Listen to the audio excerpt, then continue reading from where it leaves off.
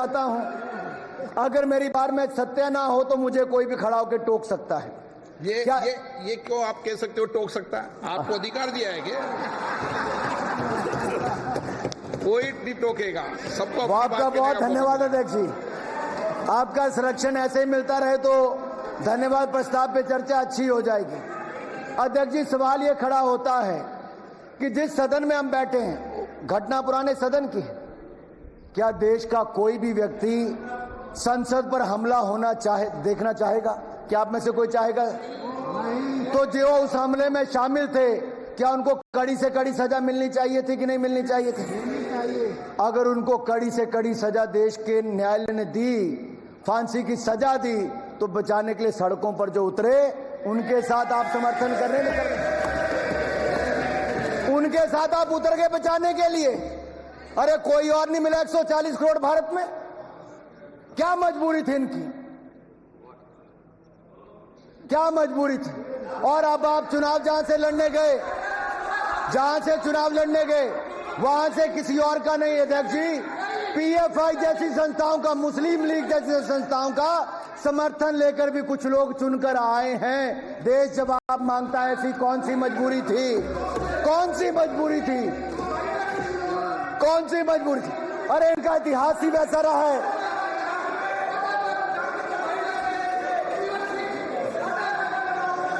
माननीय अध्यक्ष जी,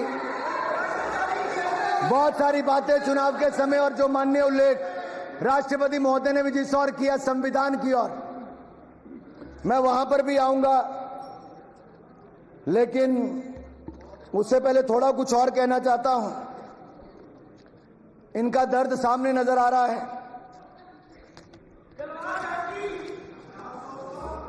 इनका दर्द नजर आ रहा है। 3 बार प्रयास करने के बाद भी जो 100 के आंकड़े तक नहीं पहुंच पाया, 99 पर ही रुक गया। वो तो यही कहते हैं, दिल के अरमा आंसुओं में बह गए, इतनी नौटंकियों के बाद भी 99 पर ही अटक कर रह गए। दिल के अरमा आंसुओं में बह गए, तीसरी बार भी विपक्ष में आकर बैठ गए।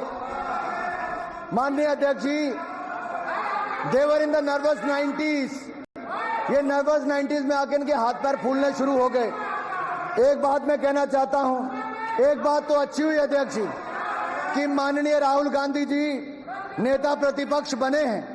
मैं अपनी ओर से राहुल गांधी जी को नेता प्रतिपक्ष बनने पर बहुत बहुत बधाई और शुभकामनाएं देता हूं। राहुल गांधी जी का नेता प्रतिपक्ष बनना इसलिए भी महत्वपूर्ण है क्योंकि पिछले 2 दशकों में ये पावर विदाउट रिस्पॉन्सिबिलिटी एंजॉय कर रहे थे, ये मजा लेते थे, लेकिन अब इनको पावर के साथ साथ रिस्पॉन्सिबिलिटी भी लेनी पड़ेगी। इसलिए जो मोदी जी को कहते हैं कि मोदी जी की तीसरी टर्म अग्नि परीक्षा है, ये तीसरी टर्म मोदी जी की अग्नि परीक्षा नहीं, ये अग्नि परीक्षा विपक्ष की है, विपक्ष के नेता की है। क्या वो विपक्ष को एकजुट रख पाएंगे? क्या वो पहले की तरह जो 50%, माननीय अध्यक्ष जी, जिनको लोकसभा बंक करने की आदत थी, 50% से कम हाजिरी थी, क्या वो सारा दिन लोकसभा में बैठ पाएंगे? अच्छा नहीं है, ओह, आज भी नहीं अध्यक्ष जी, क्या वो लोकसभा में बैठ पाएंगे?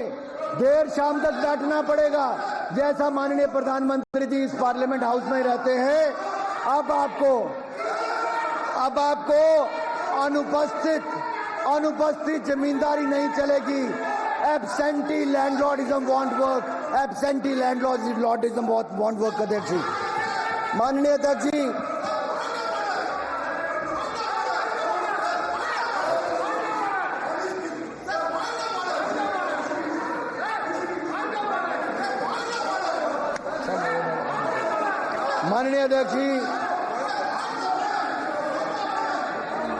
माननीय अध्यक्ष जी, कुछ लोगों की बार बार, माननीय अध्यक्ष जी, एक और देश ने देखा है कि कैसे हमारे वैज्ञानिकों की मेहनत के कारण जो दुनिया का कोई देश नहीं कर पाया, वो चंद्रयान मिशन की सफलता ने करके दिखाया है।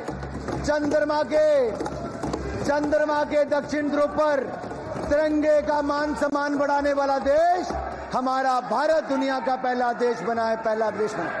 एक और चंद्रयान मिशन की सफलता, आदित्य L1 सोलर की सफलता, तो दूसरी ओर क्या राहुल यान फिर एक बार फेल हो गया है? क्या राहुल यान फिर एक बार फेल हो गया है?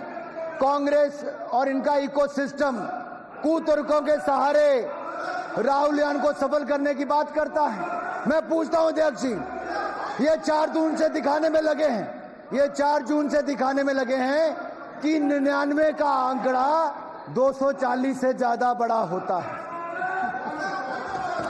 अध्यक्ष जी, क्या 99 240 से ज्यादा बड़ा होता है? कांग्रेस की इस बार सीटें 99 आई हैं, एक और छोड़ गए 98 रह गई हैं।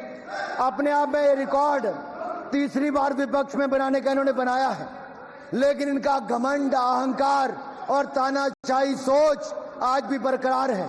ये मानसिकता जब कांग्रेस का पार्टी मोड खत्म हो जाए तो इस पर आत्मनिर्भर और मंथन जरूर करना चाहिए। माननीय अध्यक्ष जी, मैं एक आंकड़ा देश के सामने रखना, एक तो चलो प्लीज बैठे अपने अपनी सीट पे। Sir, point of order 352. Rules to be observed while speaking. A member while speaking not refer to any matter of fact with a judicial decision pending. Make preferential personal reference by way of making. Okay. Sir, please expurge.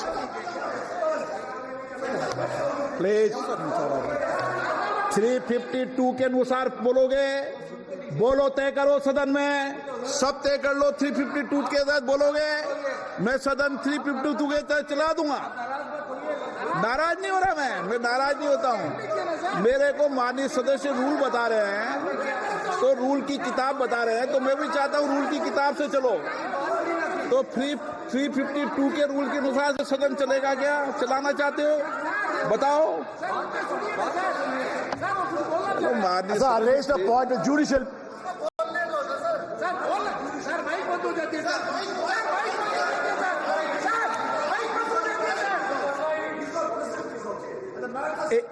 Okay please. Okay अभी NEET का विषय भी अदालत में चल रहा था, फिर क्यों उठा रहे थे?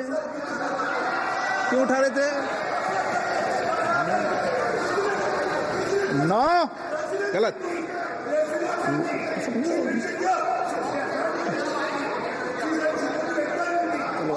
अच्छा माननीय सदस्य, नीट का विषय अभी सुप्रीम कोर्ट में नहीं चल रहा, फिर क्यों उठा रहे थे आप? नो। अनुराग ठाकुर जी। माननीय अध्यक्ष जी, धन्यवाद। माननीय अध्यक्ष जी, मैं कह रहा था कि ये प्रयास कर रहे थे कि 99 सीटें ही 240 से ज्यादा होती हैं। अभी इनका आंकड़ा, इनको मुबारक। लेकिन मैं एक बात तो देश के सामने और आपके माध्यम से सदन को जरूर बताना चाहता हूं, कांग्रेस मात्र 328 सीटों पर चुनाव लड़ी थी, क्योंकि हमारे ऊपर प्रश्न खड़ा करते हैं। जब राष्ट्रपति भाषण में आया कि स्थिर और स्पष्ट बहुमत मिला, तो उन्होंने बहुत हल्ला किया।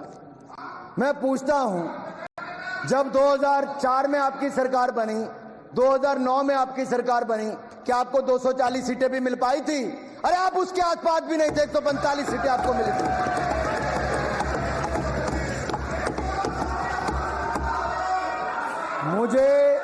मुझे जितना मजबूर करोगे, कांग्रेस की उतनी परतें खुलती जाएंगी।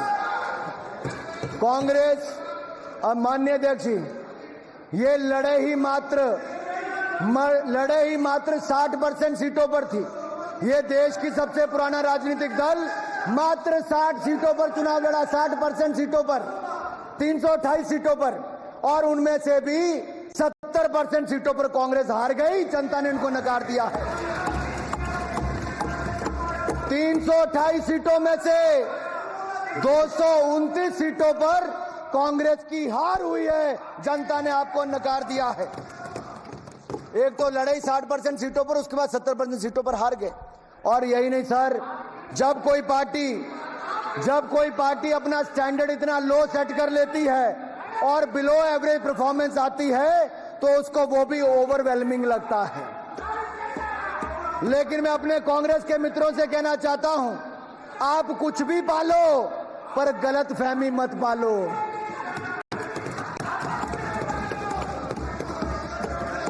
अगर आपको ये चार्ट देखना है तो इस चार्ट में अध्यक्ष जी मैं सभा पटल पर रख सकता हूं, कांग्रेस की कितनी सीटें कब कब आई। ये चार्ट बहुत कुछ दिखाता है माननीय अध्यक्ष जी। ये चार्ट में ये दिखता है कि यूपीए की जब आपकी पहली सरकार थी तो कांग्रेस की मात्र 145 सीटें आई थी और उस समय भारतीय जनता पार्टी की 138 सीटें थी। 7 सीटों का फर्क था और आप में और हमारे में सिर्फ 7 सीट का अंतर था। भाजपा कांग्रेस में सरकार आपने बनाई, हमने तो कुछ नहीं कहा, आपने 5 साल सरकार चलाई। फिर 2000 आपका उस समय वोट शेयर था मात्र 26.53%। 2009 में यूपीए की सरकार फिर आई, आपकी 206 सीटें आई, लेकिन आपके लिए वो स्थिर सरकार थी, आपके लिए वो कांग्रेस की सरकार थी, स्थिर सरकार थी। लेकिन नरेंद्र मोदी जी के नेतृत्व में भारतीय जनता पार्टी 282 सीटें जीतकर 2014 में 1984 के बाद पूर्ण बहुमत की सरकार किसी ने बनाई तो हमने भारतीय जनता पार्टी एनडीए की सरकार बनी। और 2019 में 303 सीटें केवल भारतीय जनता पार्टी ने जीती और हमारा वोट शेयर भी पहले से ज्यादा बढ़ा। और मैं कहना चाहता हूं माननीय अध्यक्ष जी, 31% vote share Bharatiya Janata party का 2014 में था और 37.36% वोट शेयर हमारा 2019 में था और कांग्रेस का वोट शेयर मात्र 19.39% था, मात्र 19.39%। और इस बार भी हमारा वोट शेयर 36.56% है और 240 सीटें जीतकर और गठबंधन को पूर्ण बहुमत और स्पष्ट बहुमत मिला है।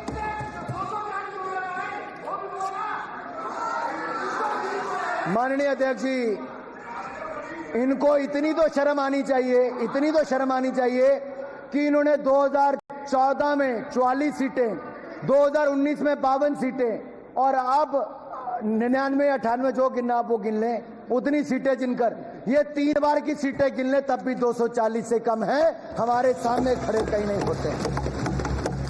और सुनना रहता है और सुनना है। मैं और बता दूं सर, जितने पूरे समूचे विपक्ष की सीटें हैं उससे ज्यादा अकेली भारतीय जनता पार्टी की सीटें।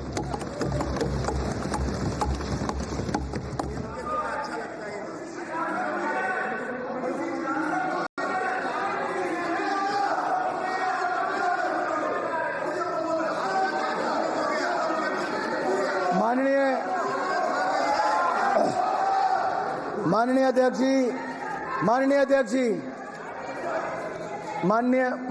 जी, जब ये भारतीय जनता पार्टी का या मोदी जी का मुकाबला 2 चुनावों में नहीं कर पाए तो क्या बनाया? एक ऐसा गठबंधन बनाया जो जेल वाले और बेल वालों ने मिलकर बनाया। कुछ जेल में थे, कुछ बेल पर थे, कुछ यहां पर भी बेल वाले हैं।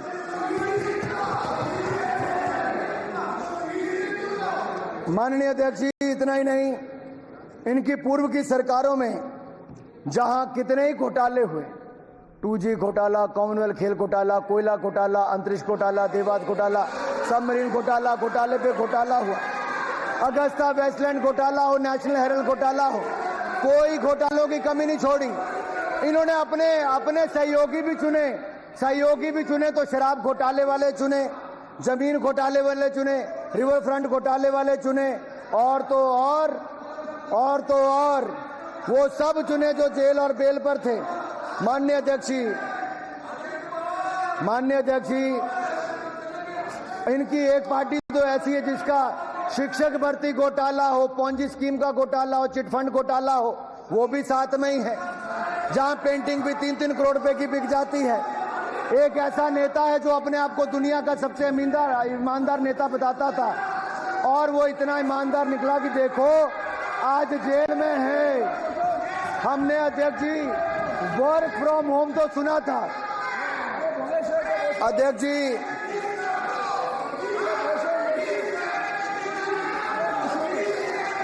माननीय अध्यक्ष जी, हमने वर्क फ्रॉम होम तो सुना था, वर्क फ्रॉम जेल देखने का अवसर भी इन लोगों ने दिया कि जेल से सरकार कैसे चलती।